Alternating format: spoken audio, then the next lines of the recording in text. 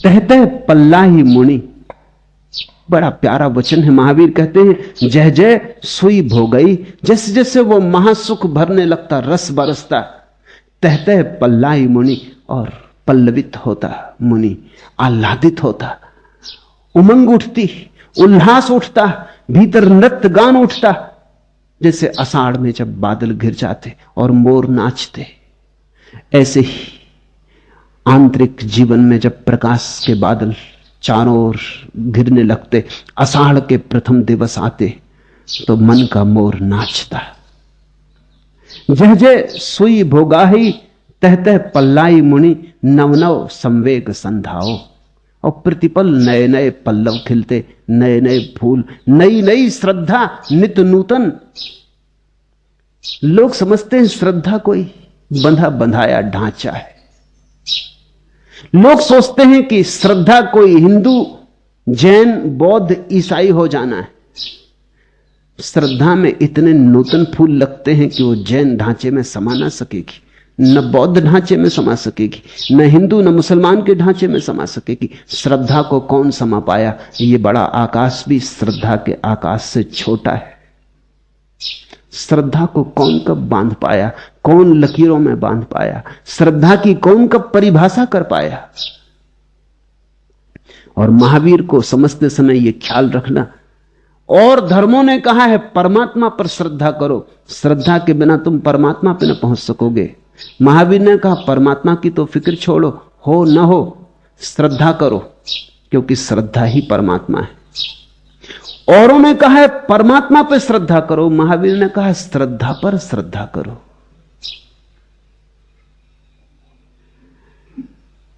नव नव संवेग संधाओ।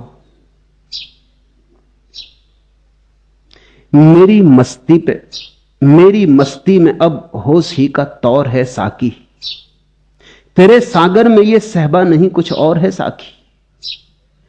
मेरी मस्ती में अब होश का ही तौर है साकी, अब मेरी मस्ती में भी होश का ही रंग ढंग है। अब ये बेहोशी भी बेहोशी नहीं है, अब इसमें होश का ही दिया जलता है।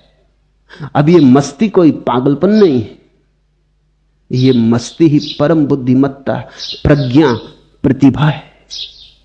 मेरी मस्ती में अब होश का ही तौर है साकी, तेरे सागर में ये सहबा नहीं कुछ और है साकी। और तेरे सागर में शराब नहीं, अंगूरी शराब नहीं, कुछ और है साकी। जब तुम्हारा ध्यान नई नई सीढ़ियां और सोपान पार करता है, तो तुम एक दिन पाते हो कि परमात्मा ने अपनी सुराही से उंडेला कुछ तुम में। तेरे सागर में ये सहबा नहीं कुछ और है साकी, और ये शराब कुछ ऐसी है, ये मस्ती कुछ ऐसी है कि जगाती है सुलाती नहीं, उठाती है गिराती नहीं, संभालती है डगमगाती नहीं, होश लाती है, बेहोशी काटती है। तहतह पल्ला ही मुनि। और जैसे जैसे ये अंगूरी शराब, ये अमृत भीतर उतरना शुरू होता है, मुनि पल्लवित होता, प्रफुल्लित होता, आह्लादित होता। नवनव संवेग संधाओ। जैसे धागा पिरोई सुई गिर जाने पर भी खोती नहीं है। बड़ा प्यारा सूत्र है।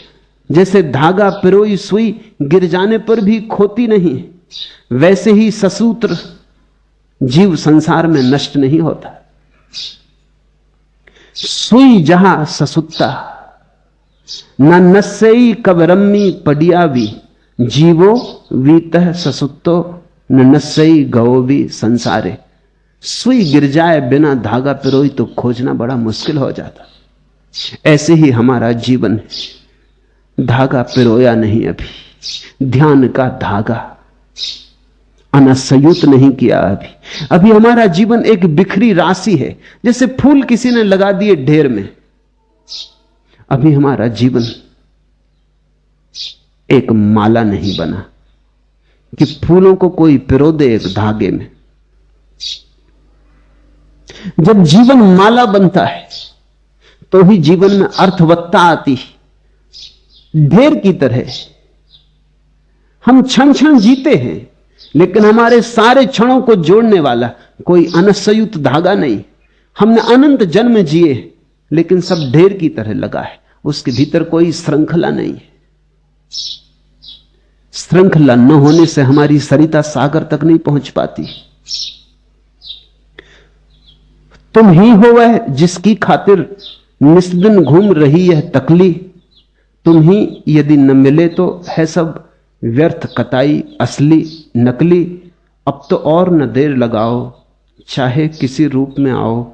एक सूत भर की दूरी है बस दामन में और कफन में। ध्यान का सूत और जीवन महाजीवन बन जाता है और मृत्यु समाधि बन जाती है। ध्यान का सूत्र और पदार्थ में परमात्मा झलकने लगता है।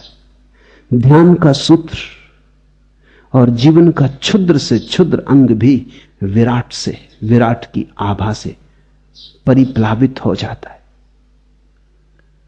ध्यान से जिया गया जीवन ही जीवन है, शेष भटकाव है।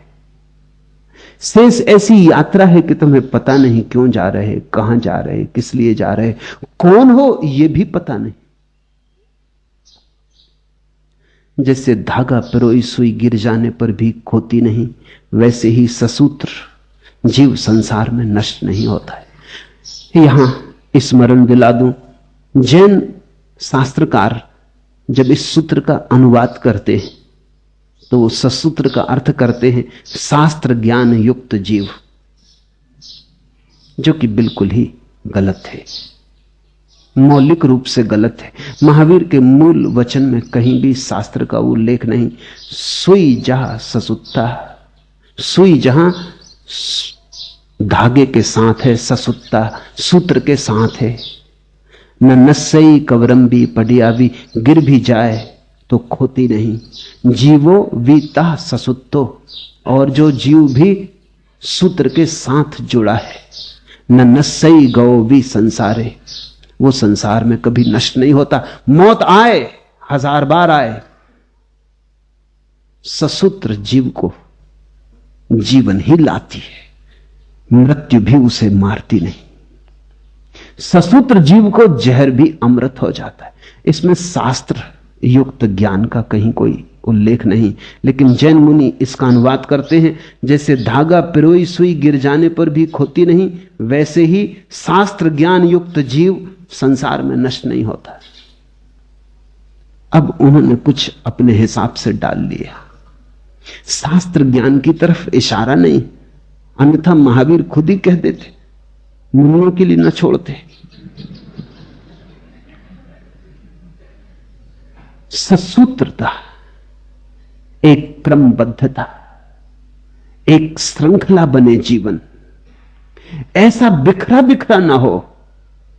तुम अपने जीवन को देखो, एक पैर बाएं जा रहा, दूसरा पैर दाएं जा रहा, आधा मन मंदिर जा रहा, आधा वैश्यालय में बैठा, दुकान पे बैठे राम राम जप रहे, जब राम राम जप रहे दुकान भीतर चल रही। ऐसे सूत्रहीन नहीं काम चलेगा। जीवन में एक दिशा हो, एक गंतव्य हो, एक खोज, एक अन्वेषण हो, और जीवन में एक श्रृंखला हो। अन्यथा शक्ति कम है, खोजना बहुत है, समय कम है, खोजना बहुत है। ऐसे तुम भटकते रहे, कभी बाएं कभी दाएं, कभी यहां कभी वहां,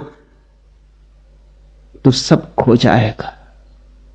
यह अवसर खो मत देना, यह अवसर मुश्किल से मिलता है। महावीर ने बार बार कहा है, मनुष्य होना मुश्किल से घटता है, इसे ऐसे मत गंवा देना। एक सूत्रबद्धता लाओ जीवन में, एक दिशा बोध।